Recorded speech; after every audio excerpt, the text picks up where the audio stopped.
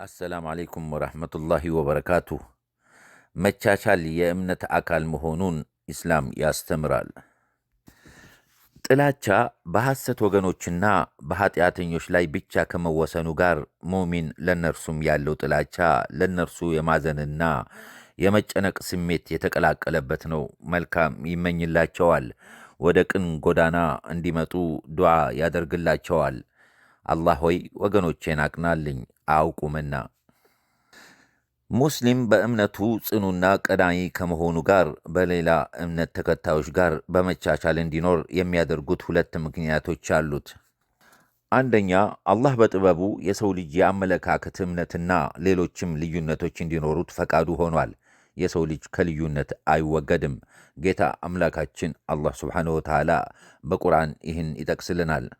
ጌታህ ቢሻ ኖሮ የሰውን ልጅን አንድ ሕዝብ ባደረገ ነበር፣ ግና ይህን ማድረግ አልፈቀደም። እናም ምንጊዜም ከመወዛገብ አይድኑም። ሁድ 118። በሌላ አንቀጽ ላይ ደግሞ ይህን እናገኛለን። ጌታህ ቢሻ ኖሮ ምድር ላይ ያሉ ሰዎች ባመኑ ነበር፣ የሰው ልጆችን አማኞች የሆኑ ዘንድ ታስገድዳቸዋለህን? ዩኑስ 99። በአላህ ፍቃድ መፈጸሙ የማይቀርና ለጥበብም የተደረገ መሆኑን የሚረዳው ሙእሚን የእርሱን ጥበብ እንዴት ይቃወማል ወይም እንዴት ይነቅፋል?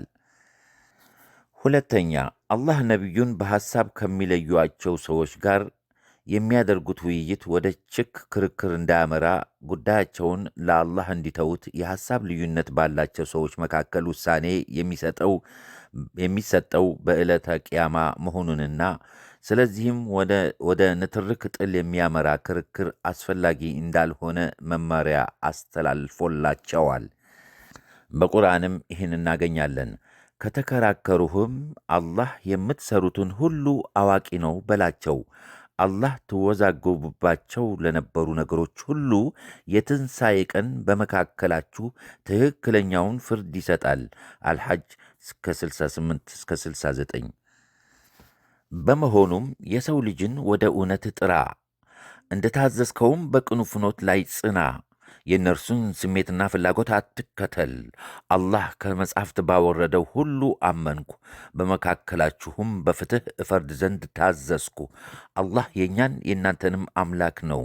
ለእኛ የሥራችን ውጤት አለን፣ ለእናንተም የሥራችሁ ውጤት አላችሁ። በእኛና በእናንተ መካከል ምንም አይነት ክርክር የለም። አላህ ወደፊት ሁላችንንም ለፍርድ ይሰበስበናል፣ መመለሻም ወደ እርሱ ነው በላቸው። ሹራ ቁጥር 15። በሌላ አንቀጽ ላይ ደግሞ ይህን እናገኛለን። የሰማያትና የምድር ፈጣሪ ምስጢሩንም ገሃዱንም ጠንቅቀህ አዋቂ የሆንከው አላህ ሆይ በመጪው ዓለም በባሮችህ መካከል ይወዛገቡበት በነበረው ነገር ፍትሐዊ ብይን ትሰጣለህ በል።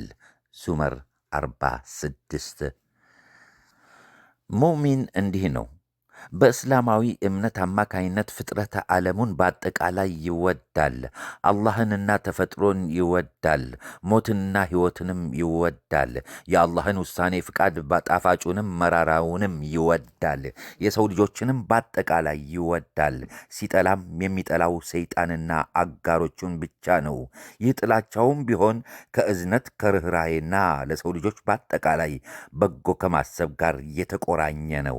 ይህ አይነቱ ሁለንተናዊ ፍቅር በአምላኩ የማመኑ ማመላከቻና ወደ ጀነቱም የሚመራው ነው። የአላህ መልእክተኛ ሰለላሁ ዐለይሂ ወሰለም እንዲህ ሲሉ እውነትን ተናግረዋል።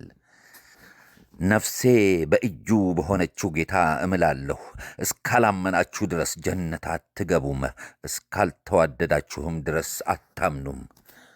ወሰላሙ ዐለይኩም ወረሕመቱላሂ ወበረካቱሁ።